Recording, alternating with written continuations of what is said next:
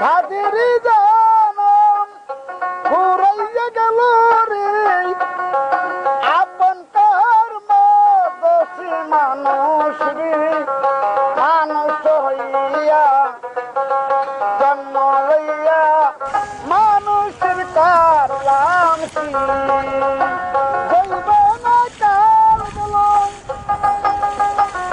হাসিতে খেলিতে বৃদ্ধকাল গেল চিন্তিতে ভাবিতে মানুষ হইয়া জন্ম লইয়া মানুষের কারলাম কি মানব জনম বিকল গেল রে